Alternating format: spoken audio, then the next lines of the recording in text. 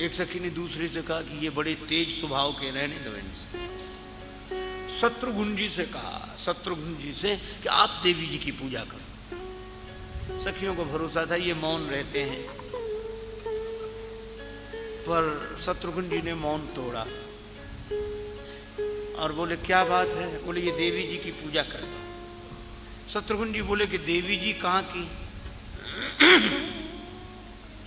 बोले देवी जी तो मिथिला की, जनकपुर की।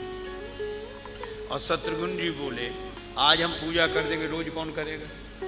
ये कोई बात हुई कि देवी जनकपुर की और पुजारी अयोध्या से आए?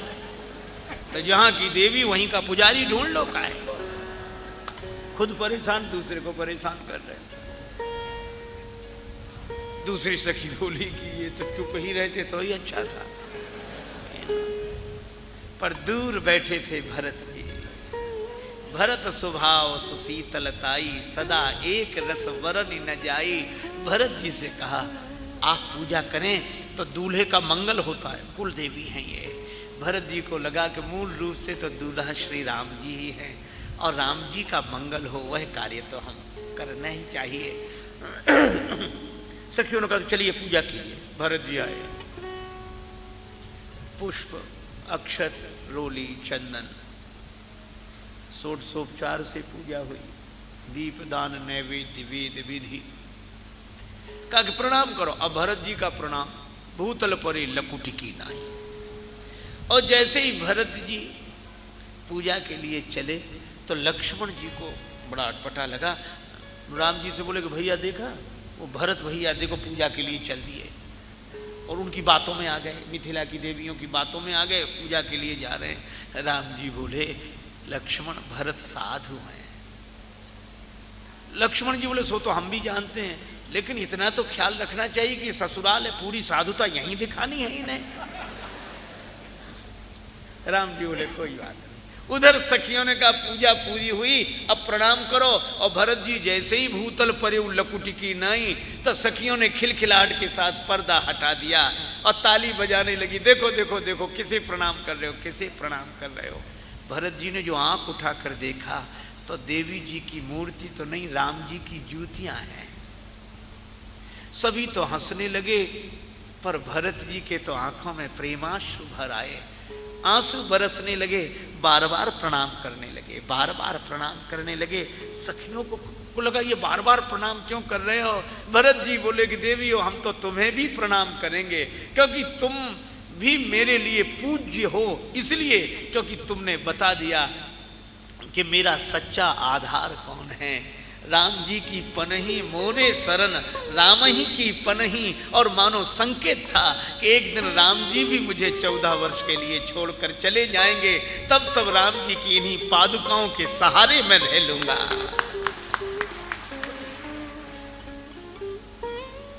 कभी कभी लगता है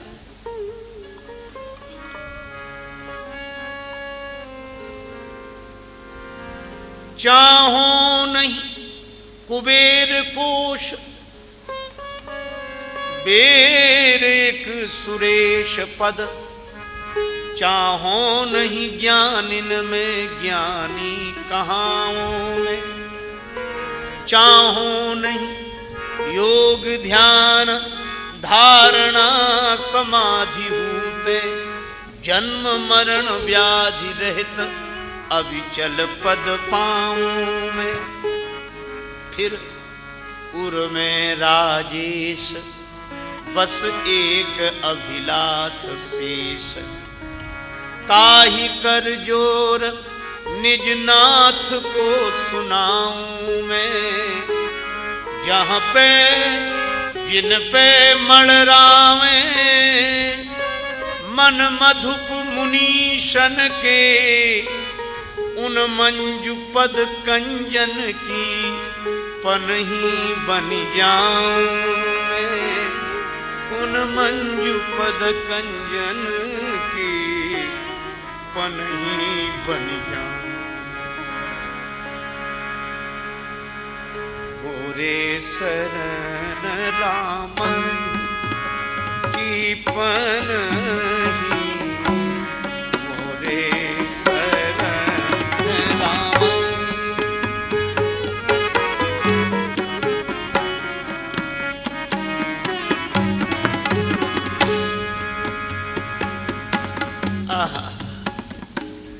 भाव मूर्ति भरत को, जिनका प्रेम कभी कभी झलक के रूप में दिखाई पड़ता था, उस प्रेम को पूर्ण रूप से प्रकट करना था भगवान श्री राम को। सिंधु ने सिंधु का मंथन किया, प्रेम सिंधु भरत का मंथन शील सिंधु श्री राम, कृपा सिंधु श्री राम जी ने। प्रेम आमिय मंदर विरह भरत पयोधि गंभीर, मथि प्रगट्यु सुर साधु हित कृपा सिंधु रघुवीर। भरत रूपी समुद्र का मंथन हुआ, विरह के मंदराचल से जब मथा गया तो समुद्र का मंथन जब जब हुआ है अमृत पाने के लिए, तब तब विष पहले निकल आया है। और वह विष भगवान शिव ने पिया और अमृत देवताओं ने पिया। एक अद्भुत बात है, अमृत पीने वाले तो देव रह गए और जहर पीने वाले महादेव हो गए। क्यों? अरे अनुकूलता का अमृत पीकर तो कोई भी सुखी रह सकता है, प्रसन्न हो सकता है, लेकिन मुस्कुराकर जिसको गम का जहर पीना आ गया, और ये हकीकत है जहां में उसको जीना आ गया। जो विष पिए औरों को अमृत पिलाए। मुझे लगता है कि भरत रूपी समुद्र का मंथन हुआ प्रेमामृत प्रकट करने के लिए, पर विष पहले निकल आया। दुर्वचनों का विष, दुर्वाक्यों का विष, और इस विष का पान किया कैकेयी माता ने। बर मांगत मन भई नहीं पीरा, गरिन जी है मुंह परे न कीरा।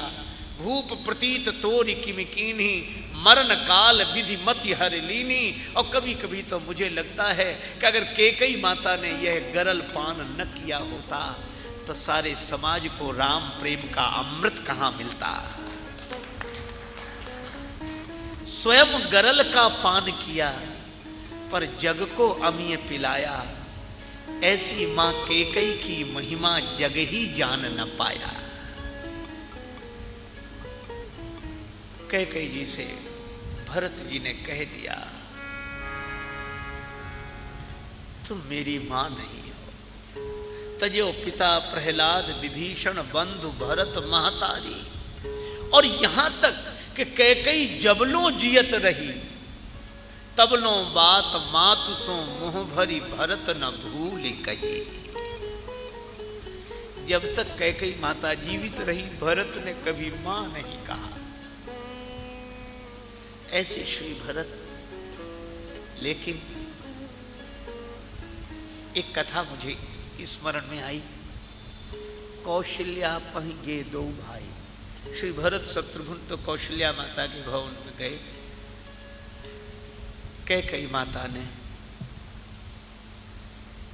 मंथरा से, वही एक सहयोगिनी उनकी बची थी, मंथरा से कहा कि इस भवन का द्वार बंद कर दे, अब हमारा इस अयोध्या में कोई नहीं।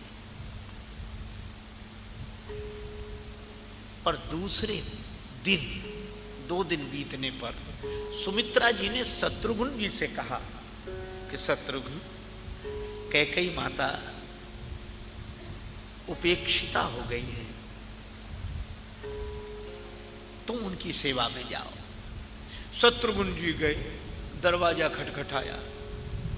कैकेयी जी ने मंथरा से कहा कि दरवाजा खोल, देख कौन है।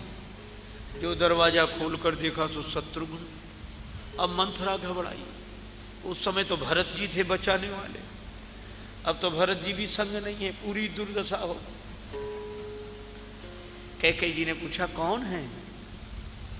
मंथरा कुछ कहती, इसके पहले शत्रुघ्न जी ने प्रणाम किया। एक भक्त संत ने बड़ा हृदय द्रावक चित्र खींचा है। कैकेयी माता की दशा क्या हो गई 2 दिन में। 2 दिन में दुर्दैव दशायों कीन्ही तन की, श्वेत भय सिर केश छीन भई दृष्टि द्रगन की।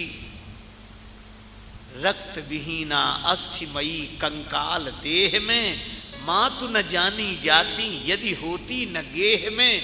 परी कुशासन पे विकल व्यापो हृदय विशेष दुख। और जीवन में देखो न कहूं ऐसो दीन मलिन मुख। 2 दिन में यह दशा पश्चाताप की ज्वाला में जल रही माता कैकेयी।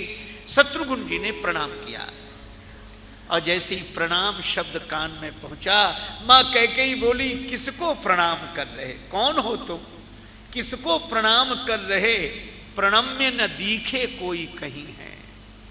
शत्रुघ्न जी बोले, मैं आपके ही पास आया हूं। कैकेयी जी बोली, कोई आवो मत, कोई आवो मत, कालिमा अभी इस मुख की धोई नहीं है। शत्रुघ्न जी ने कहा कि माता ऐसा न कहो। कैकेयी जी बोली, तुम मुझे माता न कहो, माता न कहो। उन चारु चंद्र रघुवंशी राजकुमारों में मैं किसकी माता बनूं, सुकीर्ति किसी ने खोई नहीं है। चारों में से किसकी मां कहलाने लायक हूं मैं। रोने लगी कैकेयी माता और रोते रोते बोली, हाँ एक ही था। कौन? जो मुझको माता कहता था, शिशुपन से जिसको सुत समझा। और ऐसा दैव योग, ऐसी मेरी बुद्धि बिगड़ी कि हतभागिन दे बनवास उसे, क्षण भर भी रोई नहीं है। वन भेजते समय में रो भी नहीं सकी। लेकिन विडंबना देखो, यह सब जिस सुत के लिए किया, यह सब जिस सुत के लिए किया, देकर सुहाग वैधव्य लिया, उसने भी त्याग विनीत दिया, तू मेरी कोई नहीं है। लेकिन यह क्या, अचानक कैकेयी माता रोते रोते हंसने लगी और हंसते हंसते बोली। शत्रुघ्न जी को लगा क्या हो गया, और कैकेयी माता हंसने लगी, मैं बड़ी सौभाग्यशाली हूं। क्यों? भरत ने मेरा त्याग किया है। तो मां इसमें हंसने की क्या बात है? कैकेयी माता ने अनोखी बात कही।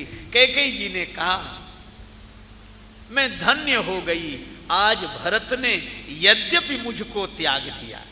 मैं धन्य हो गई, आज भरत ने यद्यपि मुझको त्याग दिया। कीच ही सही, मैं कीचड़ ही सही, कीच ही सही मलमयी, किंतु कीच ने कमल उत्पन्न किया।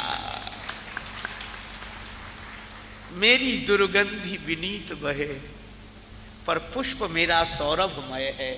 रघुवंशी को जो उचित, लाल को चरित वही गौरवमय है। लाल का चरित वही गौरवमय है। लेकिन मां, वे आपको मां नहीं कहते। कैकेयी जी बोली, तू मेरी नहीं कोई, विनीत वह भले ही कहे, पर मैं तो यह कहूंगी, सपूत वह मेरो है। मैं तो उसे बेटा कहूंगी।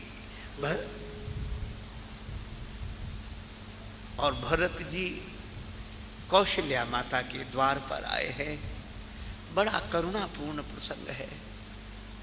कौशल्या माता, जिस दिन से श्री राम बन गए हैं, उस दिन से मां कौशल्या ने जल भी नहीं पिया है।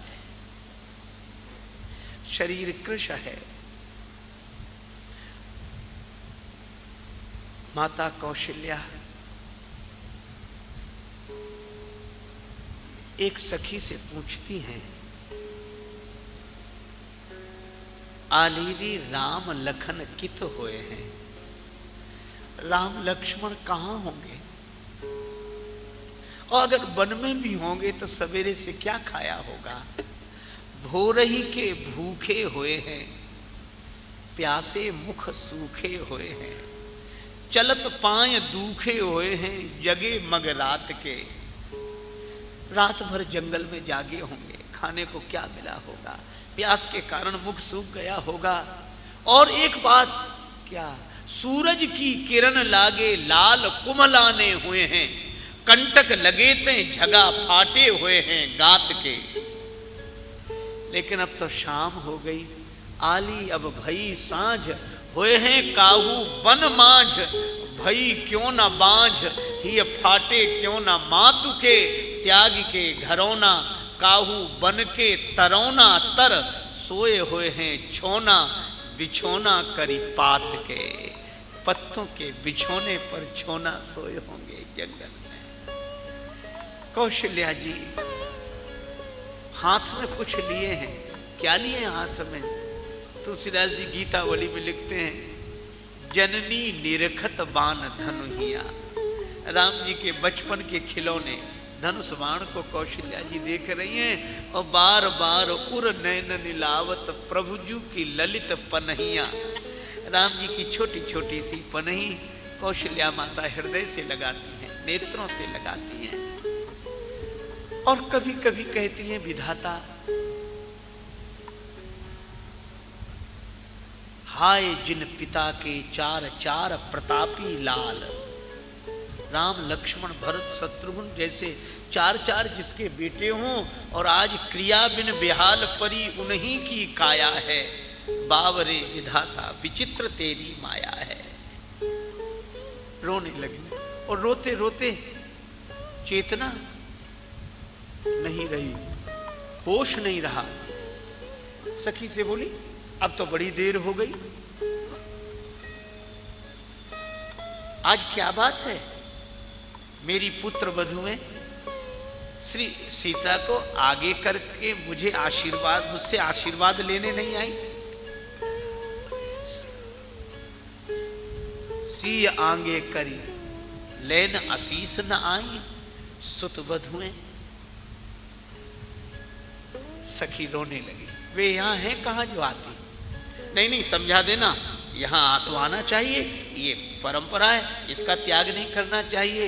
सखी रोने लगी, किन्हें समझाऊं? सीता जी को समझाओ, सबको लेकर आए मुझसे प्रणाम करने, लेकिन वे यहाँ कहाँ हैं? कहाँ हैं? वन में। और जो वन सुना रोने लगी। कौशल्या माता रोने लगी। सवेरा फिर भी होगा, लेकिन इस आंगन में को अब प्रात कलेऊ मांगत रूठी चले गो माई। माता अत्यंत व्यथित हैं। उसी समय श्री भरत कौशल्या माता के भवन के द्वार पर पहुंचे। आवाज सुनाई पड़ी, पति विहीना पूतहीना मातुरी तुम हो कहाँ? आ गया घर का वही षड्यंत्रकारी खल यहाँ।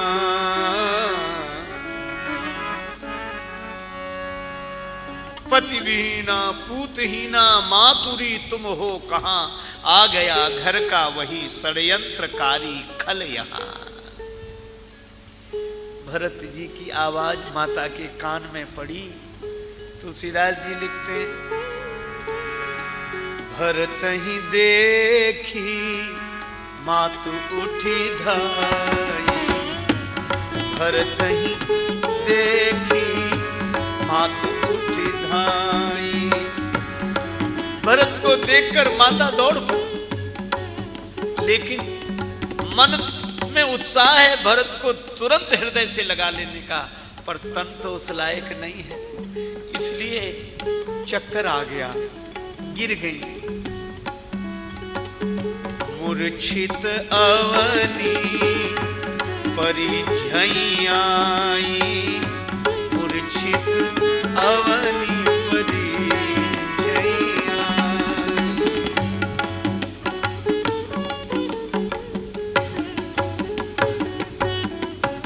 मूर्छित होकर गिर गई। भरत जी बोले, माँ तुमने मूर्छा में आंख बंद नहीं की, अच्छा किया जो आंख बंद कर ली। क्यों?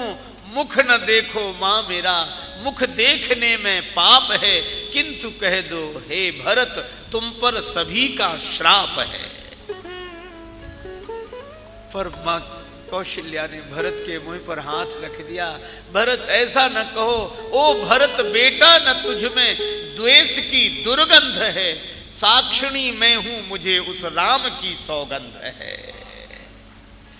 भरत तुम में द्वेष की दुर्गंध नहीं हो सकती, मैं राम की सौगंध करके कहती हूं। लेकिन एक बात है बेटा, क्या? मेरी गोद में आ जा, गोद में आ जा। हो रही संताप से संतप्त मेरी आत्मा, आज जुड़ा दे भानुकुल के निष्कलंकी चंद्रमा। माता ने भरत को गोद में बिठा लिया और तुलसीदास जी ऐसा दृश्य खींचते हैं कि ऐसा ऐसा भाव वात्सल्य का उमड़ा, थन पय श्रवही नयन जल छाए। माता की छाती से दूध झरने लगा, नेत्रों से आंसू बरसने लगे। और यह जो तुलसीदास जी महाराज की प्रस्तुति है, थन पय श्रवही नयन जल छाए, और मुझे लगता है कि इसी पंक्ति का भावानुवाद श्री मैथिली शरण गुप्त जी ने किया। अबला जीवन हाय तुम्हारी यही कहानी, आंचल में है दूध और आंखों में पानी। ये थन पय श्रवही नयन जल छाए। और कभी कभी तो मुझे लगता है कि श्री मैथिली शरण जी ही क्या, एक भक्त कवि ने कहा तुलसीदास जी के लिए, तेरी आरती जो राष्ट्र प्रेम से उतारता है, लगता सभी को एक एक भाव मेरे हैं, और जितने चितेरे राम का सुचित्र खींच सके, तुलसी उन चित्रों में सारे रंग तेरे हैं। थन पय श्रवही नयन जल छाए। कौशल्या माता किसी तरह बोल सकी, भरत जी को हृदय से लगा लिया और बोली, लोग कहते हैं कैकेयी ने मेरा बड़ा विरोध किया। नहीं नहीं, द्रोह करके कैकेयी क्या हानि मेरी कर गई, और देख ले कोई मेरी सूनी सी गोदी भर गई। मेरी तो गोदी भरी हुई है। भरत जी बोले, मां पर इस गोद में तो राम भैया बैठे थे, आज मैं। कौशल्या जी बोली, नहीं नहीं, मुझे ये नहीं लगता कि भरत मेरी गोद में है। आ गया मेरा वही तू, राम सचमुच राम है। और भरत जानते हो तुम में और राम में क्या अंतर है? क्या? आ गया मेरा वही तू, राम सचमुच राम है। तू वही और वो तू ही, भिन्न केवल नाम है। दोनों का नाम अलग अलग है, मेरा राम आ गया। गोस्वामी जी कहते हैं, देख स्वभाव कहत सब कोई, राम मातु अस काहे न होई। भरत रो पड़े। भरत जी ने कहा कि मां, आपने राम भैया को वन जाने से रोका क्यों नहीं? कौशल्या मैया बोली, बेटा मैंने तो कहा था कि अगर केवल पिताजी ने आज्ञा दी है तो मैं मां हूं, मैं कह रही हूं कि तुम वन मत जाओ। लेकिन जब राम ने कहा कि माता कैकेयी ने वन जाने की आज्ञा दी है, भरत तब मैं मजबूर हो गई, मैं नहीं रोक सकी। क्यों? क्योंकि मैंने उस समय याद किया उस क्षण को, कब? बोले जब छोटे से राम जी और भरत, तुम, लक्ष्मण, शत्रुघ्न चारों जब आंगन में खेलते थे ना। भरत जी बोले, हाँ मां। तो क्या हुआ? बोले मेरे मन में बहुत दिन से यह भावना थी कि कब वह शुभ दिन आएगा जब राम मुझे मां कहेगा। पहली पहली बार तोतली बोली में राम ने मुझे मां कहा। कौशल्या जी कहती है, मुझे आनंद तो बहुत हुआ, प्रेम भी बहुत उमड़ा, लेकिन मैंने राम के मुख पर हाथ रख दिया। कहा कि नहीं नहीं, मुझे मां मत कहो, मैं तुम्हारी मां नहीं हूं। तो राम ने तुतला कर पूछा कि फिर मेरी मां कौन है? तो मैंने इशारा कर दिया कैकेयी की तरफ और यह कहा। तुलसीदास जी लिखते हैं कि राम ने जब मुझे मां कहा तो कौशल्या जी बोली, कहे मोह मैया। मैंने कहा, मैया मैं भरत की, और बलि जाऊं भैया तेरी मैया कैकेयी है। मैंने कहा कि मैं भरत की मां हूं और राम बलिहारी जाती हूं, तुम्हारी मां तो कैकेयी है। आज कौशल्या जी बोली, बेटा भरत, जिस बालक को बचपन से यह संस्कार दिया हो कि कैकेयी तुम्हारी मां है, उसी बालक को माता की आज्ञा पालन करने से मैं कैसे रोक देती। लेकिन मां अयोध्या उजड़ गई।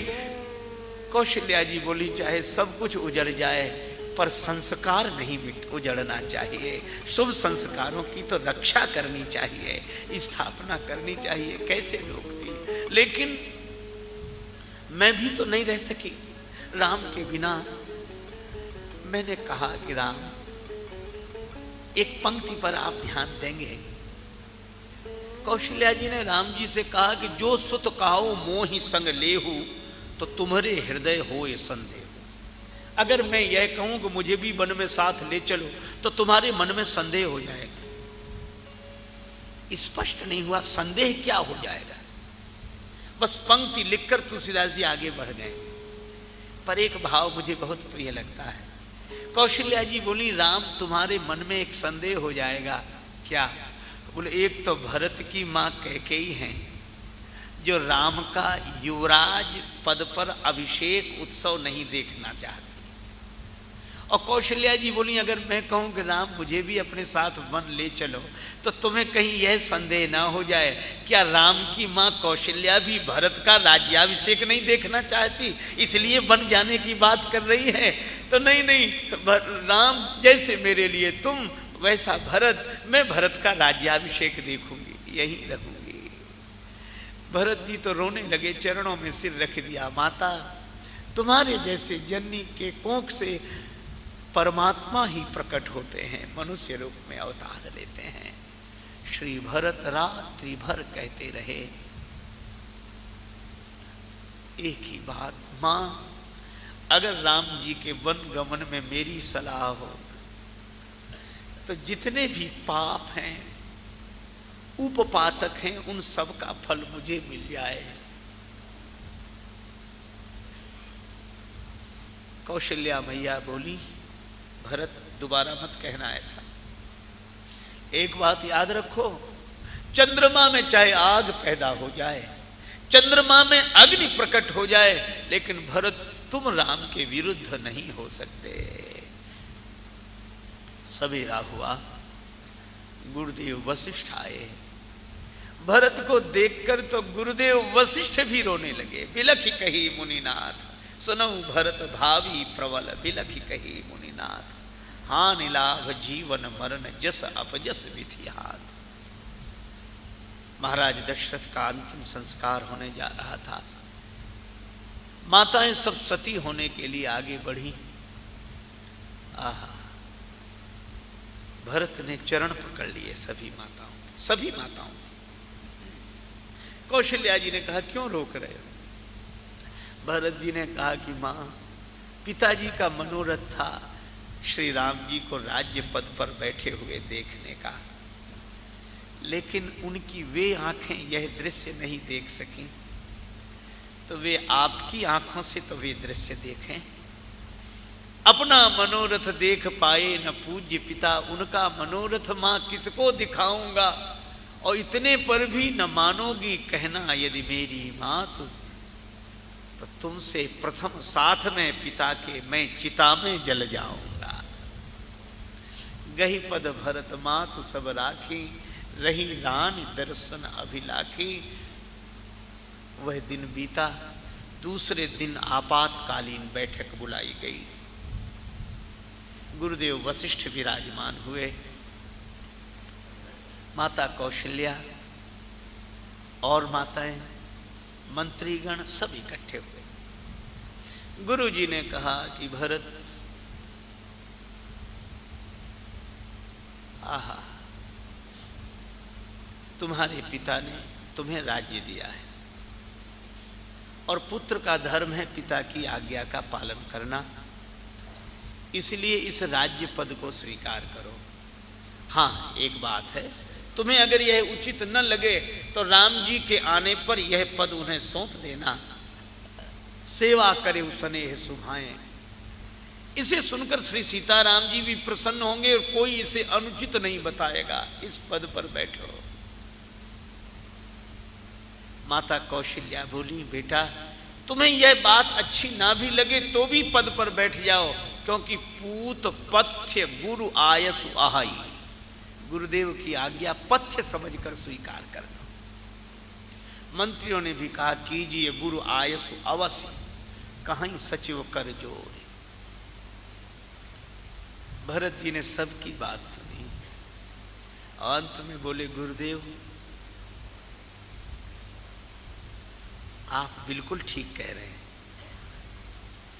आप जो उपदेश दे रहे हैं इसका आचरण करने से मेरा भला होगा।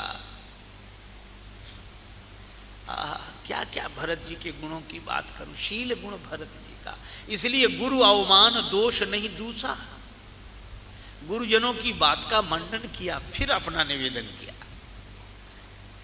इसीलिए तुलसीदास जी कहते हैं कि भरत जी जब बोलते हैं ना तो वचन अमीय जनु गोरी, अमृत में डुबाकर वचन बोलते हैं। कई लोग कहते हैं हम तो साफ बोलते हैं, किसी को बुरा लगे चाहे भला, साफ। बहुत लोग कहते हैं सत्य तो कड़वा होता है। पता नहीं कहां से ये परिभाषा आ गई कि सत्य कड़वा होता है। हमारे यहां सत्य बोलने की महिमा पर जोर है, पर साथ साथ प्रिय बोलने की। सत्यम ब्रूयात प्रियम ब्रूयात न ब्रूयात सत्यम अप्रियम, अप्रिय सत्य मत बोलो। इसे एक उदाहरण से समझा जा सकता है। एक आदमी के घर आए मेहमान,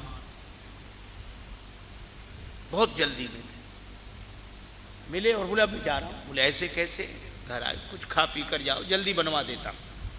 बोले नहीं नहीं वो इतना समय कहाँ है। तो बोले बाजार से मंगवा देता हूं। पिता ने 10 रुपए दिए, अपने बेटे को भेजा कि गरम गरम जलेबी ले आओ। बेटा जाने लगा, पिता बोला देख लेना गरम गरम का मतलब समझते हो क्या? बोले जैसे ही कढ़ाई से निकले वैसे ही। बेटा गया, हलवाई जलेबी बना रहा था। अब एक कढ़ाई से जैसे ही उसने जलेबी निकाली और दूसरी कढ़ाई में डालने लगा चाशनी वाली। बेटा बोला ये क्या गड़बड़ करते हो? पिताजी ने कहा था जैसे ही कढ़ाई से निकले वैसे ही ले आना। अच्छा अब आप बताओ, अगर एक ही कढ़ाई से निकली वह जलेबी ले आए तो सिकी तो खरी है, खरी है, इसमें कोई संदेह नहीं, खरी है, लेकिन स्वाद आएगा नहीं आएगा जब तक चाशनी में न डुबोई जाए। बस यही है, अपनी वाणी की जलेबी को सत्य की कढ़ाई में खरी सेक तो लो, लेकिन शील की चाशनी में डुबोकर सामने वाले को दो। एक कवि ने तो कहा कि परमात्मा ने इस शरीर की संरचना में अस्थि का उपयोग किया है। प्रत्येक अंग में हड्डियां ही हड्डियां हैं, लेकिन एक ये जिह्वा ऐसी है कि इसमें कोई अस्थि का प्रयोग नहीं किया। क्यों? उस कवि ने कहा कि कुदरत को ना पसंद थी सख्ती बयान में, कुदरत को ना पसंद है सख्ती बयान में, इसीलिए तो दी नहीं हड्डी जवान में। भरत जी के द्वारा यह उपदेश लेना चाहिए कि अपने से बड़ों की बात का पहले मंडन करो। ऐसे नहीं सुनते ही वो बेचारे बोले नहीं नहीं नहीं ये ऐसा ऐसा नहीं, ये ठीक नहीं, तो हम सुनेंगे नहीं। अब ये कोई बात हुई? अपमान हो गया। भरत जी कहते हैं गुरु जी आप ठीक कह रहे हैं, माता जी आप ठीक कह रहे हैं, मंत्रीगण सब ठीक कह रहे हैं। गुरु जी बड़े खुश हुए, अब भरत सिंहासन पर बैठे। लेकिन भरत जी ने अत्यंत विनम्रता पूर्वक कहा गुरुदेव मुझे यह पद नहीं चाहिए। गुरु जी अवाक रह गए, बोले यह मेरी व्यथा है। गुरु जी बोले भरत तो क्या तुम दुनिया को यह दिखाना चाहते हो कि तुम पद के लोभी नहीं त्यागी हो, इसलिए यह पद छोड़ रहे हो? धन्य है, श्री प्रेम मूर्ति है। श्री भरत जी तुरंत बोले गुरुदेव मैं तो पद का लोभी हूं इसलिए पद छोड़ रहा हूं। गुरु जी बोले ये अजीब तर्क है, त्यागी लोग पद छोड़ते हैं, लोभी आदमी कहीं पद छोड़ता है? भरत जी बोले गुरुदेव कभी कभी लोभी आदमी भी पद छोड़ देता है। कहा कब? बोले किसी लोभी को बड़ा पद मिल जाए तो छोटा पद छोड़ देता है।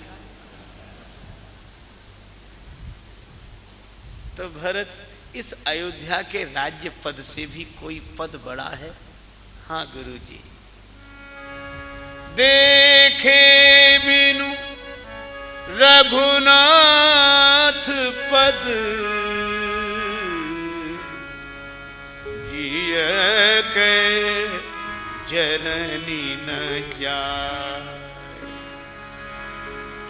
राम पुनीत प्रेम अनुगामी, आपने कहा था कि जिनके भजन के बिना हृदय की जलन नहीं जाती वे श्री राम तुम्हारे पुत्र बने हैं। आपने कहा था पिताजी से? गुरुजी बोले हाँ कहा था। बोले गुरुजी आपने तब कहा था, आपकी वही बात आज मैं दोहरा रहा हूँ कि देखे बिन रघुनाथ पद जिय के जरन न जाए।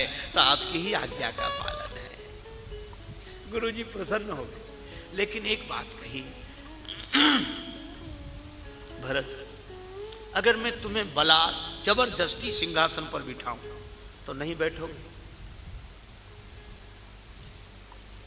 भरत जी बोले बैठना पड़ेगा, लेकिन परिणाम बड़ा अमंगलपूर्ण होगा। क्या? बोले गुरुदेव अगर आप गुरोर आज्ञा गरीयसी के अनुसार मुझे जबरदस्ती सिंहासन पर बिठा दोगे तो एक ही दुष्परिणाम होगा, मोहि राज हठ देहु जबहि रसा रसातल जाई है तबहि। पृथ्वी रसातल को चली जाएगी अगर मुझे सिंहासन पर बिठा दो। गुरुजी बोले भरत इस धरती पर हिरण्याक्ष हिरण्यकश्यप का राज्य रहा, पृथ्वी रसातल को नहीं गई। रावण कुंभकर्ण का राज्य है, पृथ्वी रसातल को नहीं गई। और भरत तुम्हारे जैसा महात्मा राज्य सिंहासन पर बैठ जाएगा तो पृथ्वी रसातल को चली जाएगी। यह तर्क मेरी समझ में नहीं आता। भरत जी ने अत्यंत विनम्रता पूर्वक कहा गुरुदेव पृथ्वी हिरण्याक्ष हिरण्यकश्यप का अत्याचार सहन कर सकती है, क्योंकि पृथ्वी माता जानती है कि ये राक्षस है। रावण कुंभकर्ण का अत्याचार पृथ्वी सहन कर लेती है, क्योंकि पृथ्वी माता जानती है कि ये राक्षस है। लेकिन गुरुदेव जब हिरण्याक्ष हिरण्यकश्यप रावण और कुंभकर्ण का काम राम का भाई करने लगे तो पृथ्वी भरोसा किस पर करेगी? वह तो रसातल को चली ही जाएगी। रसा रसातल जाइए। मैं कहता हूं भरत वह नाम है जिस नाम का स्मरण करने से जीवन पवित्र हो जाता है। आप कल्पना करो तब से और अब की, और भरत से और हम जैसे आदमी की। भरत जी कहते हैं कि हमें पद पर बिठा दोगे, हमें राज्य पद पर बिठा दोगे तो पृथ्वी रसातल को चली जाएगी। और हम कहते हैं कि हमें अगर पद पर नहीं बिठाओगे तो देश रसातल को चला जाएगा, अगर बचाना है तो हमें बिठाओ। भरत जी कहते हैं रसा रसातल जाइए तब वहीं। और श्री भरत देखो क्या लेने के लिए गए, क्या देखने के लिए गए? देखे बिनु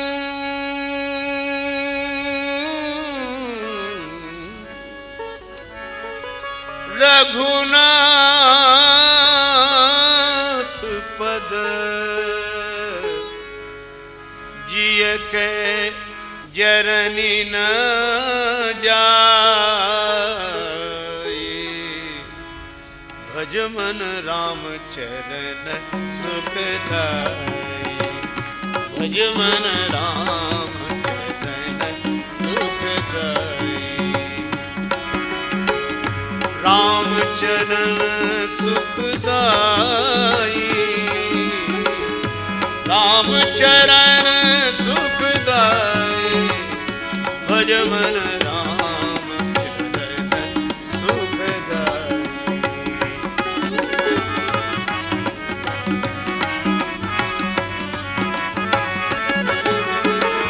जिन चरणन की चरण पादुका भरत रहे मन लाई। भरत रहे मन लाई, भरत रहे लीवला। भरत रहे लीवला। भज मन राम सुखदाई। भज मन भज मन भज मन राम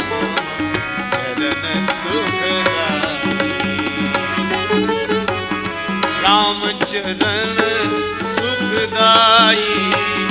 भज मन भज मन भज मन भज मन राम चरण सुखदाई।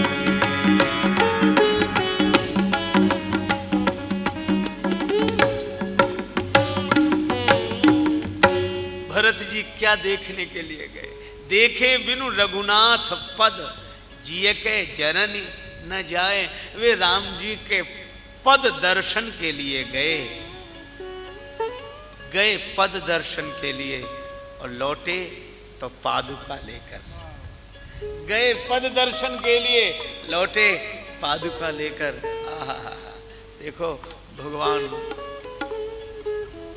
ने कहा कि भरत पद दर्शन के लिए आए हैं और अवलंब चाहते हैं।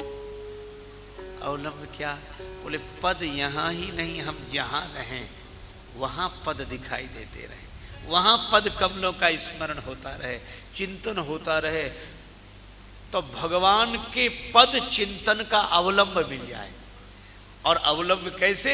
बोले टोपी देखकर, मुकुट देखकर सिर की याद आती है, कंगन देखकर हाथ की याद आती है, अंगूठी देखकर उंगली की याद आती है, जंजीर देखकर कंठ की याद आती है, लेकिन पादुका देखकर तो पद की याद आएगी।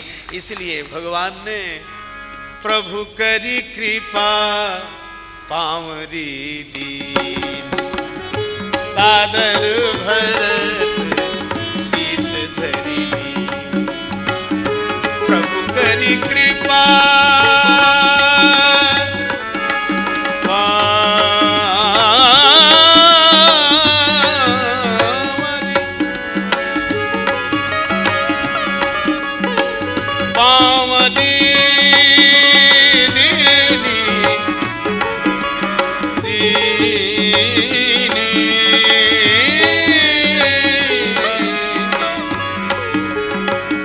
सादर भरत शीस धरि लीन, सादर भरत शीस धरि लीन, सादर भरत शीस धरि लीन,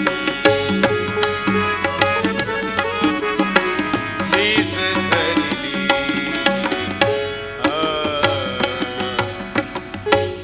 सीताराम सीताराम सीताराम सीताराम।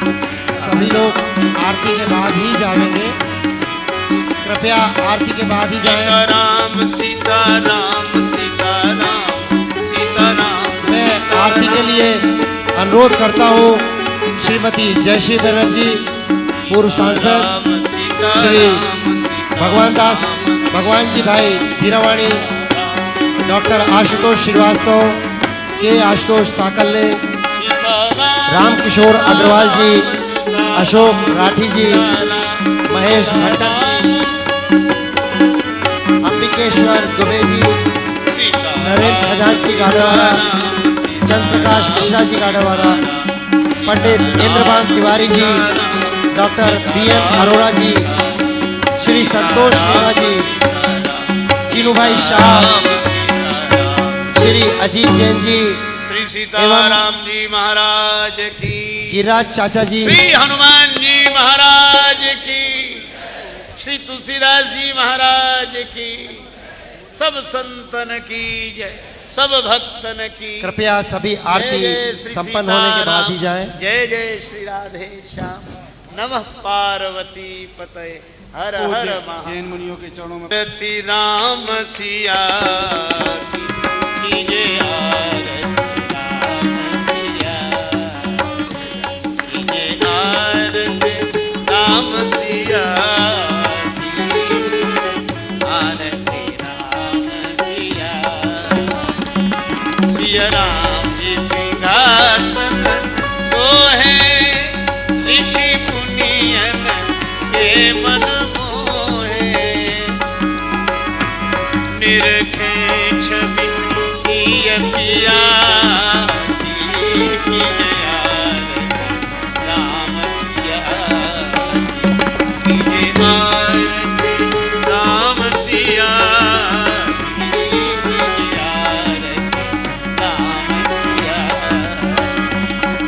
पद चापत करुणायतन के अरु अर्घ देत असुमन के ये रामचरित रसिया कीजिए आरती राम सिया कीजिए आरती राम सिया कीजिए आरती राम सिया हरे भागवत अरु लक्ष्मण रिपु दमन लाल लिखित तन गति बेहवल होत हिया कीजिए आरती राम सिया कीजिए आरती राम सिया कीजिए आरती राम सिया प्रभु आरती भव भयहारी सब माति सुमंगलकारी प्रभु आरती भव भयहारी सब भांति सुमंगलकारी